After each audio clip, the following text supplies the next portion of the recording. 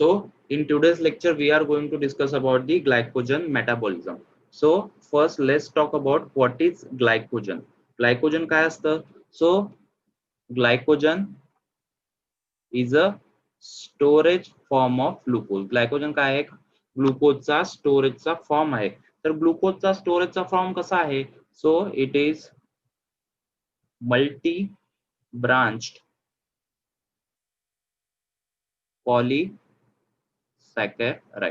It is multi branch polysaccharide. Multi branch म्हणजे ग्लुकोजच्या खूप साऱ्या ब्रांच, ग्लुकोजचे खूप सारे मॉलिक्युल्स जर एकत्र आपण जोडले, त्यांचं ब्रांचिंग केलं. पॉलीसॅकराइड म्हणजे काय? सॅकराइड म्हणजे शुगरचा मॉलिक्युल, पॉली म्हणजे मेनी. मेनी शुगरचे मॉलिक्युल जर एकत्र जोडले गेले आणि त्यांचं ब्रांचिंग झालं, त्यांच्यामध्ये काहीतरी त्यांच्या शाखा निघाल्या, त्यांचं ब्रांचिंग झालं आणि अशा ब्रांचिंगला म्हणायचं आपण ग्लायकोजन. ग्लायकोजन म्हणजे ब्रांचिंग ऑफ ग्लुकोज और multi branch polysaccharide of glucose. कशाचं? ग्लुकोजचं multi branch polysaccharide. Multi branch म्हणजे मोर दॅन वन ब्रांच. एकापेक्षा जास्त ब्रांचेस जर ग्लुकोजच्या आपल्याकडे असल्या तर त्याला म्हणायचं glycogen. That is glycogen. So आपल्याला माहिती आहे ग्लायकोजन, आपल्याला माहिती आहे की ग्लुकोज इट इज, ग्लुकोज काय आपलं? It is basic substrate for cellular respiration. म्हणजे जे आपण क्रेब सायकल चालवतो, जे आपण ग्लायकोलिसिस चालवतो, जे आपण ETS चालवतो, तर त्याचा बेसिक सबस्ट्रेट काय? सगळ्या प्रोसेस कुठून सुरू होतात? आपल्या मेटाबॉलिझमच्या, सेल्युलर रेस्पिरेशनच्या, तर त्या सुरू होतात ग्लुकोज पासून. So glucose is a basic substrate for cellular respiration. Glucose पासून आपल्याला काय मिळतं? ग्लुकोज पासून आपल्याला ATP मिळतं, म्हणजेच आपल्याला एनर्जी मिळतं. आणि this ATP we can use it as a for the metabolic activity. या ATP चा म्हटलं होतं आपण की व्हेरियस मेटाबॉलिक ऍक्टिव्हिटी मध्ये आपण यूज करू शकतो. म्हणजेच ATP काय आपली? ATP is a form of energy. पण बॉडीमध्ये काय होते की बॉडीमध्ये आपल्याला असं नसतं ना की आपण प्रत्येक वेळेस खात असू. प्रत्येक वेळेस आपण कधी कधी असं होतं की आपला उपवास असतो, आपण स्टार्वेशन कंडिशन मध्ये असतो, आपण फास्टिंग कंडिशन मध्ये असतो. एखाद्या वेळेस आपल्याला काहीतरी बाहेर काम आलं तर त्यावेळेस आपण जेवू शकत नाही, म्हणजे स्टार्वेशन कंडिशन आपल्या बॉडीमध्ये असतं. तर त्यावेळेस काय होतं की त्यावेळेस बॉडीमध्ये ग्लुकोजचं प्रमाण हे कमी होऊन जातं. Glucose get reduce. So glucose तुम्हाला माहिती आहे की it is important for the brain, nervous system. ब्रेनचं प्रॉपर फंक्शनिंग करण्यासाठी, नर्वस सिस्टीमचं प्रॉपर फंक्शनिंग करण्यासाठी ग्लुकोज हा आपल्याला खूप महत्वाचा आहे. तर हा डिप्लिटेड ग्लुकोज आपल्याला रिस्टोर करायचा आहे. आज जर ग्लुकोज डिप्लीट झाला तर बॉडीच्या मेटाबॉलिक ऍक्टिव्हिटी बरोबर चालणार नाही. बॉडीची एनर्जी सुद्धा काय होईल? कमी होऊन जाईल. एनर्जी लेवल ही बॉडीची कमी होऊन जाईल आणि आपल्याला फटीग कंडिशन जाणवेल, म्हणजे आपल्याला चक्कर येईल, भोवळ येईल. तर त्यासाठी काय करायचं आपल्याला? तर त्यासाठी आपल्याला ग्लायकोजनचा यूज करून आपल्याला ग्लुकोजचं कॉन्सन्ट्रेशन पुन्हा मेंटेन करायचं आहे. सो ज्यावेळेस स्टार्वेशन कंडिशन असते, ज्यावेळेस आपण ग्लुकोज डेफिशियंट कंडिशन मध्ये असतो, तर त्यावेळेस glycogen is break down into glucose and the blood glucose level is maintain in the body. तर त्यावेळेस काय होतं की ग्लायकोजनचा ब्रेकडाऊन करून त्यापासून ग्लुकोजचे मॉलिक्यूल काढून आपण एनर्जी डेराईव्ह करू शकतो. ग्लायकोजन काय म्हटलं होतं आपण? सर समजा ग्लुकोज आपला सिंगल मॉलिक्यूल जर अशा पद्धतीने डिनोट केला तर ग्लायकोजन काय आपला? ग्लायकोजन काय आपला? ग्लुकोजचा पॉलिमर आहे. म्हणजे खूप सारे ग्लुकोजचे मॉलिक्यूल एकत्र झालं, त्यांचं ब्रांचिंग इथे झालं, तर त्यांचं ब्रांचिंग होऊन खूप ग्लुकोजचे मॉलिक्यूल एकत्र तयार झाले, तर त्या स्टोरेज फॉर्मला काय म्हटलं होतं आपण? Glycogen. So glycogen is a multi branch polysaccharide of glucose. Polysaccharide various म्हणजे खूप सारे सॅकराइड मॉलिक्यूल, सुक्रोजचे मॉलिक्यूल, शुगरचे मॉलिक्यूल एकत्र झाले, त्यांचं ब्रांचिंग झालं आणि आपला ग्लायकोजन तयार झाला. सो ग्लायकोजन कधी यूज होतो आपण? जेव्हा आपली फास्टिंगची कंडिशन असते, जेव्हा बॉडीमध्ये ग्लुकोज डेफिशियन्सी कंडिशन असते, त्यावेळेस ग्लायकोजनचा ब्रेकडाऊन करून ग्लुकोजचा यूज केला जातो. म्हणजे ग्लायकोजन अल्टिमेटली काय आहे? खूप सारे ग्लुकोज मॉलिक्यूल्स एकत्र केलं, त्यांचं ब्रांचिंग केलं, सो दॅट इज ग्लायकोजन.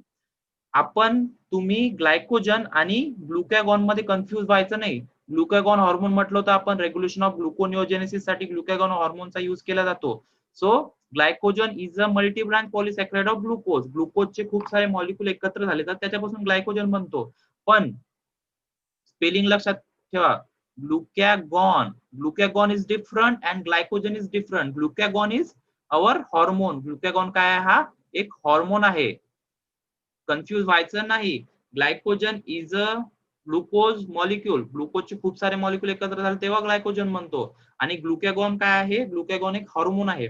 दोन टर्म मध्ये आपल्याला कन्फ्युज व्हायचं नाही. स्पेलिंग जवळजवळ दिसायला सारखं दिसते, एक एक कन्फ्युजन होऊ शकतं, म्हणून तुम्हाला सांगितलं. बरं, मग तुम्ही म्हणाल सर आपल्या बॉडीमध्ये फॅट तर प्रेझेंट असतं, फॅट तर आपल्या बॉडीमध्ये प्रेझेंट असतं, तर ते फॅट मग आपण का बरं यूज करू शकत नाही?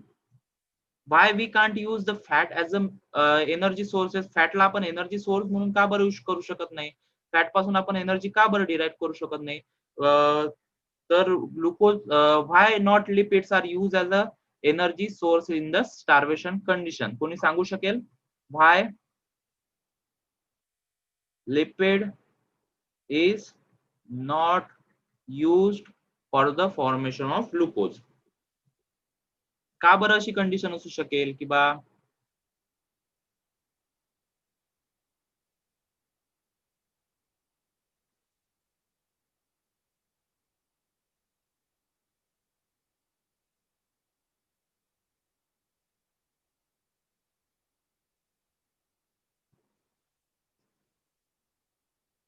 कोणी सांगू शकेल why lipid is not used for the energy source?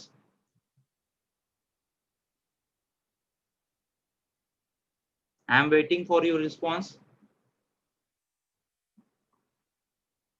Lipid मध्ये पण एनर्जी आहे. Lipid is also the rich in energy. Lipid पासून पण आपण एटीपी डिराईव्ह करू शकतो.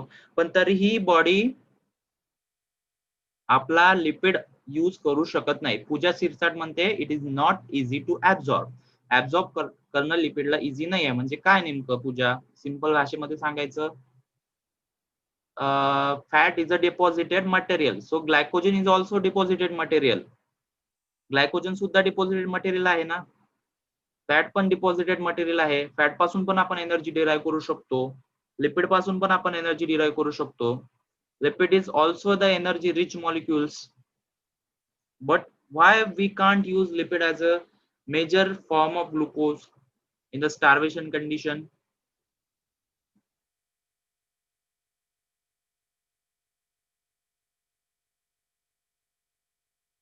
तर आपल्याला काय होतं, स्टार्वेशन कंडिशन किंवा फास्टिंग कंडिशन मध्ये आपल्याला ग्लुकोजची क्विक रिक्वायरमेंट असते.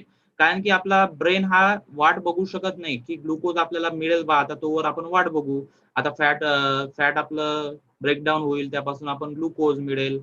तर त्यासाठी आपला ब्रेन वाट बघू शकत नाही. इन्स्टंट आपल्याला ग्लुकोजची रिक्वायरमेंट असते. तर that instant requirement is fulfilled by the glycogen. म्हणून ग्लायकोजनचा इथे यूज होतो. आणि फॅटी मॉलिक्युल्स जे आहेत, जे ट्रायग्लिसराइड जे मॉलिक्युल्स आहे, सो फॅट्स और lipids, they can not directly convert into glucose. त्यांचं डिरेक्ट ग्लुकोज मध्ये कन्वर्ट होऊ शकत नाही. सो मग काय होतं, मग कशा पद्धतीने जर खूपच गरज पडली तर मेन प्रायमरी सोर्स काय आपला ग्लायकोजन आहे. जेव्हा ग्लायकोजन सुद्धा बॉडीला डिप्लीट होऊन जाईल तेव्हा काय करेल आपण, आपली बॉडी काय करेल, फॅट पासून एनर्जी डिराईव्ह करेल. आणि त्या फॅट पासून एनर्जी डिराईव्ह करण्यासाठी फॅटचं ब्रेकडाऊन केलं जाईल. आणि त्या ब्रेकडाऊनला म्हटलंय आपण, त्या ब्रेकडाऊनला म्हणतात बीटा ऑक्सिडेशन. बीटा ऑक्सिडेशनचा यूज करून काय होईल, इथे फॅट पासून ऍसिटाइल कोएन्झाइम आपला बनेल. आणि हा ऍसिटाइल कोएन्झाइम क्रेब सायकल मध्ये एंटर होईल आणि यापासून काहीतरी एटीपी आणि एनर्जी डिराईव्ह आपण करू शकतो. पण fat is not directly converted into glucose. तो फॅट काय करू, ग्लुकोज मध्ये डिरेक्ट कन्वर्शन त्याचं होऊ शकत नाही. And this is a lengthy process. ही काय आहे, ही लेंदी प्रोसेस आहे. ही याचं मेटाबॉलिझम होण्यासाठी, फॅटचं ब्रेकडाऊन होण्यासाठी, बीटा ऑक्सिडेशन होण्यासाठी खूप वेळ लागतो. आणि हा वेळ जो आहे तो आपल्याला सफिशियंट नसतो. एवढी आपण वाट बघू शकत नाही. ग्लुकोज आपल्याला क्विक आपल्या बॉडीला लागत असतो स्टार्वेशन कंडिशन मध्ये. तर त्यावेळेस ग्लुकोज आपल्या बॉडीला क्विकली मिळण्यासाठी ग्लायकोजनचा आपण यूज केला. सो आणखी एक क्वेश्चन तुम्हाला, Y storage form of glucose in animal is glycogen but not starch. बरं, आपण म्हटलं की प्लांट मध्ये प्लांट्स काय करतात की स्टार्चला स्टोअर करतात. ग्लुकोजला स्टार्चच्या फॉर्म मध्ये प्लांट्स स्टोअर करू शकतात. स्टार्च आणि ग्लुकोजचं स्ट्रक्चर, स्टार्च आणि ग्लायकोजनचं स्ट्रक्चर हे जवळपास सारखं आपल्याला इथे दिसायला मिळतं.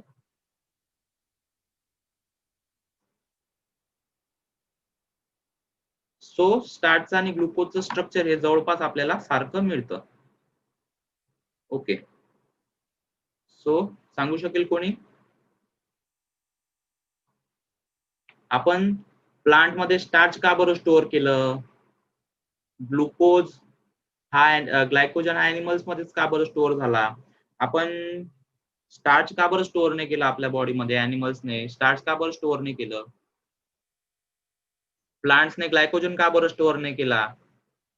असे क्वेश्चन येऊ शकतात ना तुमच्या मनामध्ये. यायला पाहिजे होतं की आपण म्हटलं की ग्लुकोज ग्लायकोजन काय एक पॉलिमर आहे, स्टार्च सुद्धा एक पॉलिमर आहे ग्लुकोजचा. स्टार्च आणि ग्लायकोजनचं स्ट्रक्चर जवळपास सारखं आहे पण काही त्यांच्या प्रॉपर्टी मध्ये डिफरन्स आहे. तर कोणी सांगू शकेल का की अॅनिमल मध्ये ग्लायकोजन का बरं स्टोअर केला? आपण स्टार्च सुद्धा स्टोअर करू शकलो असतो ना. काय रिझन असेल? काय असं इव्होल्युशनच्या वेळेस झालं असेल की आपण तिथे ग्लायकोजन स्टोअर केलं अॅनिमल मध्ये?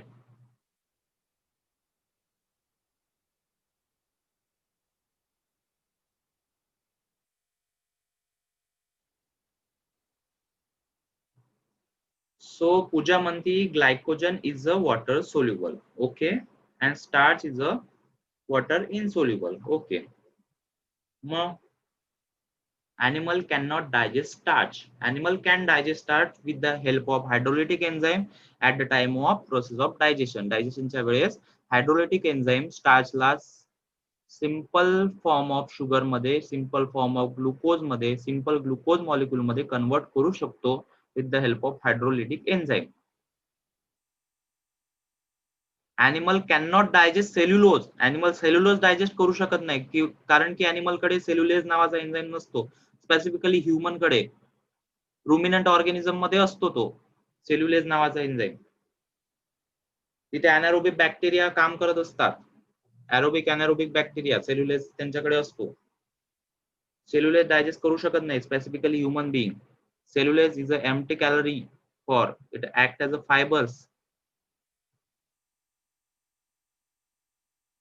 चला, आपण म्हटलं की ग्लायकोजन का बरं ऍनिमल मध्ये यूज झाला, तर त्याचं एक सिंपलचं रिझन आहे की ग्लायकोजनचं काय आहे, ब्रांचिंग खूप जास्त आहे, त्यांचं हायली ब्रांच स्ट्रक्चर आहे. म्हणजे एका जागी जर 10 ग्लायकोजनचे मॉलिक्यूल स्टोअर होत असतील, 10 ग्लुकोजचे मॉलिक्यूल स्टोअर होत असतील in the form of glycogen, तर तेच स्टार्च मध्ये काय असतील, स्टार्च मध्ये 6 किंवा 7 ग्लुकोजचे मॉलिक्यूल सेम जागेमध्ये स्टोअर होत असतील. म्हणजे स्टार्चला काय करेल, स्टार्चला एक सेम जागेत कमी अमाऊंट ऑफ ग्लुकोज आपण स्टोअर करू शकतो.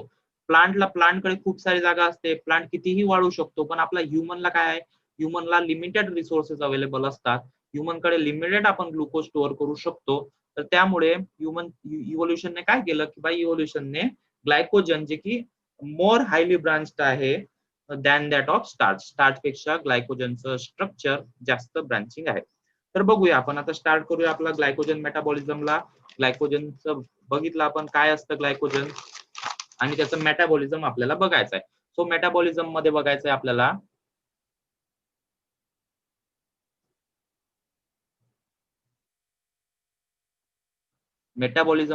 आपल्याला ज्याप्रमाणे आपण सगळ्या याचं मेटाबॉलिझम बघितलं, इथे सुद्धा आपल्याला बघायचं आहे सिंथेसिस आणि ब्रेकडाऊन. सिंथेसिस आणि ब्रेकडाऊन. सिंथेसिस म्हणजे ग्लायकोजनचं सिंथेसिस आपल्याला करायचं आहे. ग्लायकोजनचं सिंथेसिस दॅट इज ग्लायकोजेनेसिस.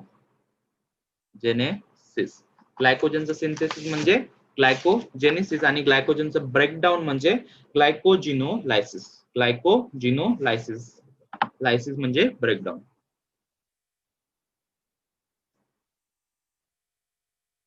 आज आपल्याला थोडं जास्त वेळ लेक्चर घ्यायचं आहे, त्यामुळे लिंक जर एक्सपायर झाली तर सेम लिंक वरती तुम्ही क्लिक करून लेक्चर पुन्हा जॉईन करायचं आहे. सो सिंथेसिस म्हणजे ग्लायकोजेनेसिस म्हणजे आपल्याला इथे काय करायचं आहे, सिंथेसिस.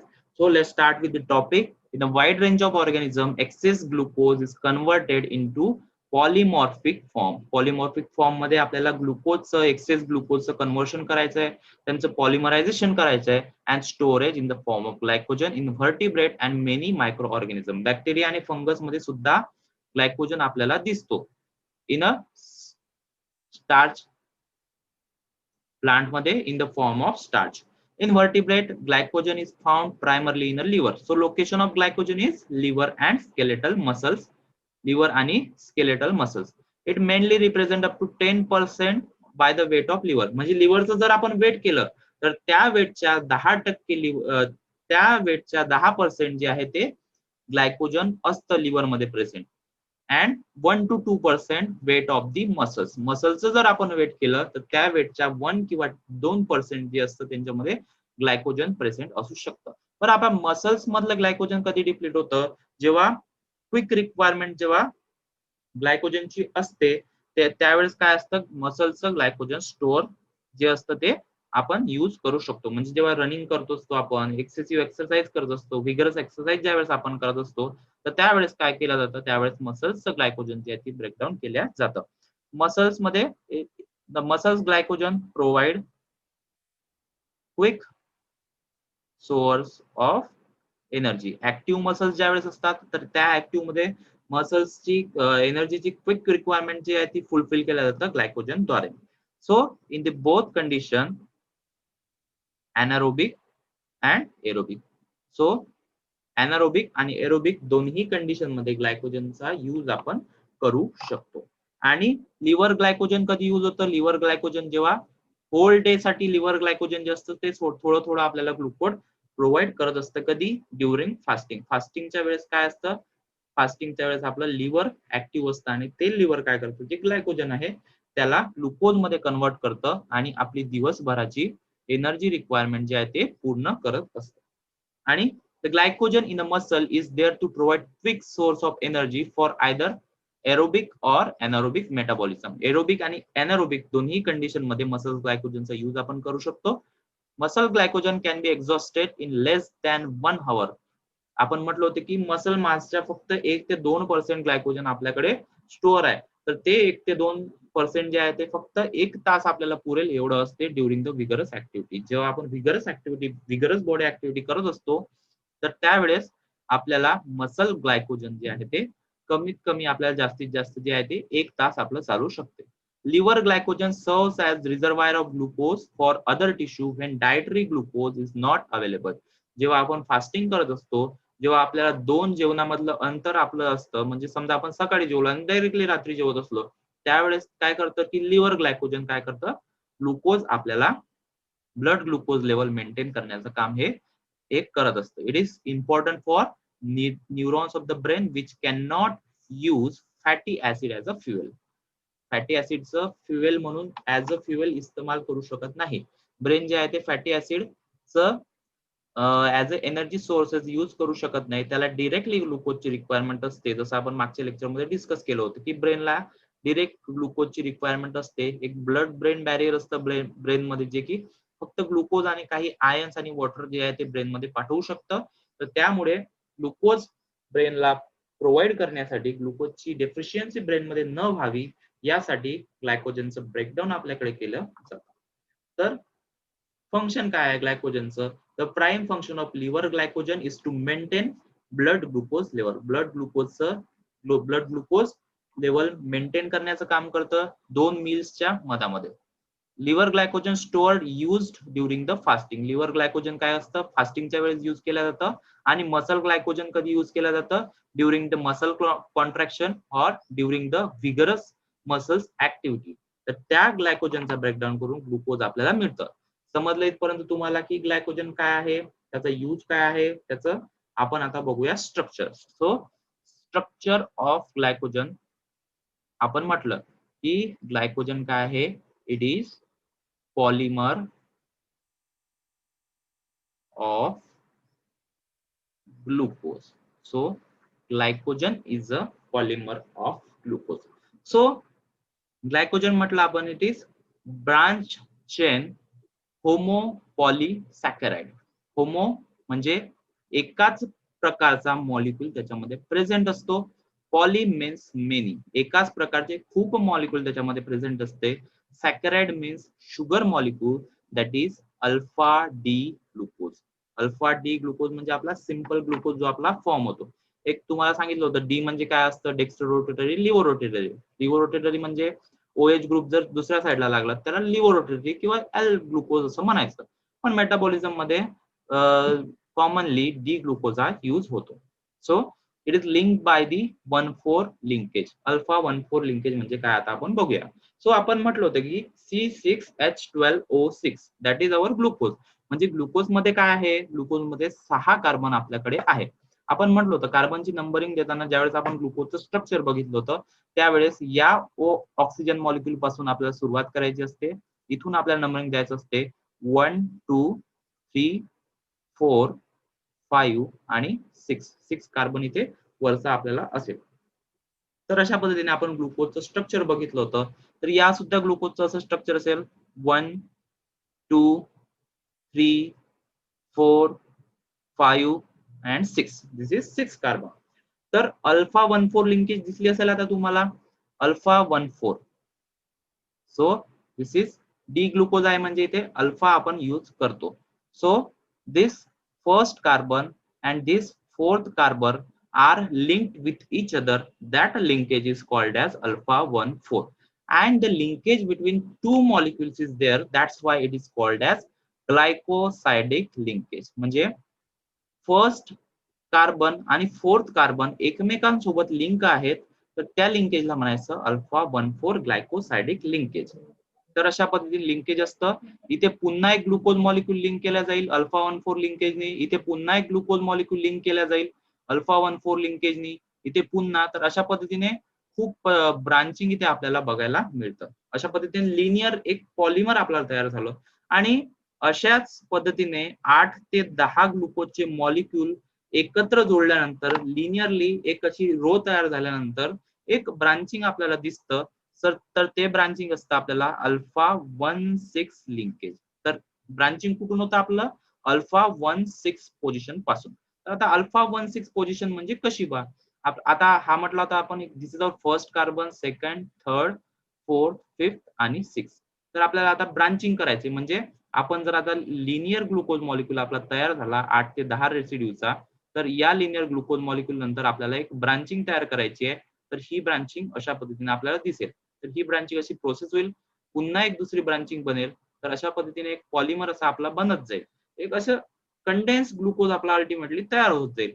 तर 1,6 ब्रांचिंग कशी व आपली, तर 1,6 ब्रांचिंग म्हणजे एक असा ब्रांच तयार झाल्यानंतर समजा आपण हा एक ग्लुकोज मॉलिक्यूल कन्सिडर करू, हा एक कॉर्नर वरचा ग्लुकोज मॉलिक्यूल एक कन्सिडर करायचा. तर आता इथे 1,6 ब्रांचिंग तयार करायचे. म्हणजे या ग्लुकोजचा 1 carbon is linked with the 6 carbon of the other glucose. या ग्लुकोजचा 6 कार्बन सोबत याचं लिंकेज झालेलं आहे. एवढं डिटेल मध्ये स्ट्रक्चर तुम्हाला लक्षात घ्यायचं नाही आहे. फक्त 1,4 लिंकेज म्हणजे काय, 1,6 लिंकेज म्हणजे काय, ब्रांचिंग म्हणजे काय हे तुम्हाला कळायला पाहिजे. तर त्यासाठी हे 1,6 का बरं म्हटलं, 1,4 का बरं म्हटलं, तर यासाठी तुम्हाला एक कॉन्सेप्ट सांगितला. मग इथून लिंकेज तयार झाल्यानंतर इथे पुन्हा अल्फा 1,4, इथे समजा आपण अल्फा 1,6 लिंकेज म्हटलं. आता आता इथे 1,6 लिंकेज झाल्यानंतर दिस इज ब्रांचिंग. इथे काय झालं, एक ब्रांचिंग तयार झाली. आणि हे ब्रांचिंग झाल्यानंतर पुन्हा लिनियरी अल्फा 1,4 लिंकेज हे होत राहील. आणि लिनियर पुन्हा 8 ते 10 रेसिड्यू झाल्यानंतर पुन्हा इथे ब्रांचिंग तयार होईल आणि पुन्हा अल्फा 1,6 लिंकेज हा तयार होईल. तर हे लिंकेज कशा पद्धतीने होतं ते आपण बघूयाच आता ग्लुकोनिओजेनेसिसच्या प्रोसेसमध्ये. इथपर्यंत क्लिअर आहे सगळ्यांना, लिंकेज म्हणजे काय, कशा पद्धतीने त्याचं लिंकेज असतं. तर आता एक तुम्हाला एक कॉन्सेप्ट आहे नॉन रिड्युसिंग एंड आणि reducing end. Non reducing end आणि रिड्युसिंग एंड, जो एक्स्ट्रीम राईट साइडचा एंड असतो ग्लुकोजचा त्याला म्हणायचं नॉन रिड्युसिंग एंड. आता नॉन रिड्युसिंग एंड का बरं म्हटलंय आपल्याला, नॉन म्हणजे नाही, रिड्यूस म्हणजे न होणारा, जो रिड्यूस होऊ शकत नाही, ज्याच्यामध्ये कोणत्याही प्रकारचे ऍडिशन किंवा कोणत्याही प्रकारचं डिलिशन हे होऊ शकत नाही, तर त्या एंडला म्हणायचं आपण नॉन रिड्युसिंग एंड. का बरं इथं नॉन रिड्युसिंग एंड आहे आपला फर्स्ट, सेकंड, थर्ड, फोर्थ. आपण काय म्हटलं, ग्लायकोजन मध्ये फक्त अल्फा 1,4 लिंकेज असतं, अल्फा 1,6 लिंकेज असतं. इथे कोणत्याही प्रकारचं लिंकेज होऊ शकत नाही. या साईडला फ्री ऑक्सिजन जो बाइंड करण्यासाठी हायड्रॉक्सिल, फ्री हायड्रॉक्सिल ग्रुप असतो, तो इथे डोनेट करू शकत नाही. जर हा याने डोनेट केला तर याचं स्ट्रक्चर डिस्टर्ब होऊ शकतं. त्या म्हणून या एंडला म्हटलं नॉन रिड्युसिंग एंड. आणि ब्रांचिंग कुठून तयार होतं, अल्फा 1,4 इथून, म्हणजे left hand sorry right hand side पासून ब्रांचिंग तयार होतं आणि एक्स्ट्रीम लेफ्ट हँड साइडचा end that is non reducing end. And this end is reducing end. याच्याकडे दोन रिड्युसिंग एंड असतात. सो रिड्युसिंग एंड आणि नॉन रिड्युसिंग एंड मधला फरक समजला. रिड्युसिंग म्हणजे जो रिड्यूस होऊ शकतो, ज्याच्या काय ऍडिशन किंवा डिलिशन होऊ शकते, तर that is non reducing end. आपण म्हटलं होतं रिडक्शन म्हणजे काय, गेन ऑफ इलेक्ट्रॉन. त्याच पद्धतीने इथे गेन करू शकतं. गेन कोणाला करू शकतं, दुसऱ्या मॉलिक्युलला गेन करू शकतं. म्हणून या एंडला म्हटलं रिड्युसिंग एंड. क्लिअर आहे कॉन्सेप्ट सगळ्यांना?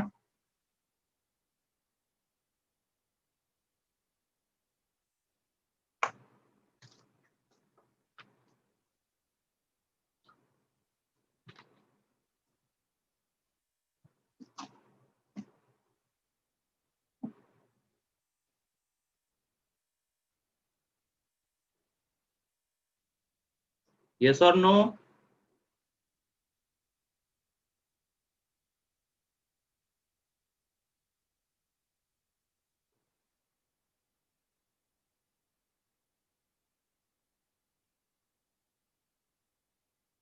Yes yes yes.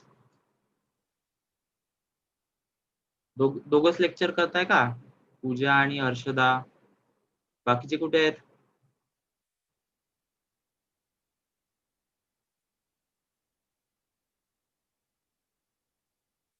Yes, continue करायचं. दुसरं लेक्चर आहे का तुमचं कोणतं?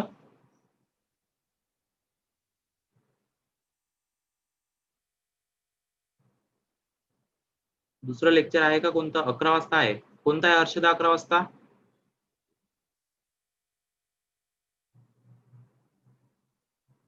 ओके, सावरकर सरांचं लेक्चर आहे. ओके, तर आपल्याला आता जर आपण नवीन टॉपिक स्टार्ट केला आपला ग्लायकोजेनेसिस, तर आपल्याला थोडा वेळ होऊन जाईल. चला बेसिक बघूया. जर स्टार्ट केला आपला टॉपिक तर आपल्याला बराच वेळ निघून जाईल त्यामध्ये. तर आपण थोडं एक आपल्या टॉपिकचं एक बेसिक इंट्रोडक्शन घेऊया. सो आपल्याला आता बघायचं आहे, आपण बघितलं सगळं ग्लायकोजन बद्दल. ग्लायकोजन म्हणजे काय बा, त्याचं ब्रांचिंग कशा पद्धतीने होतं, त्याचं स्ट्रक्चर कशा पद्धतीने होतं, त्याचं फंक्शन काय, स्टोरेज काय, तर ते सगळं आपण बघितलं. तर आपल्याला आता बघायचं आहे ग्लायकोजेनेसिस. ग्लायकोजेनेसिस म्हणजे synthesis of glycogen from glucose is glycogenesis. म्हणजे synthesis of glycogen from glucose is glycogenesis. Glucose पासून आपल्याला ग्लायकोजनचा सिंथेसिस करायचं आहे, त्या प्रोसेसला म्हटलं आपण glycogenesis. So glycogenesis is takes place in the cytosol and require ATP and UTP, uridine triphosphate. कशा पद्धतीने युरिडीन ट्रायफॉस्फेट कशा पद्धतीने काम करतं, त्याचं ब्रांचिंग कशा पद्धतीने होतं, हे सगळं आपण बघूया नेक्स्ट लेक्चर मध्ये. आणि ऑब्विसली आता ग्लायकोजेनेसिस आपल्याला करायचं आहे, आपल्याला काय लागेल, ग्लुकोज लागेल. ग्लुकोज सोबत एनर्जी आपली लागेल. Energy in the form of ATP आपल्याला लागेल, यूटीपी आपल्याला लागेल, आणि काही एन्झाइम्स आपल्याला लागेल, आणि काही ब्रांचिंग एन्झाइम्स आपल्याला इथे रिक्वायर असतील. ब्रांच करणारे एन्झाइम्स आपल्याला इथे रिक्वायर असतील. तर ते ही सगळी प्रोसेस कशा पद्धतीने होते आणि हे सगळं मेकॅनिझम कशा पद्धतीने चालतं ते आपण बघूया पुढच्या लेक्चरमध्ये.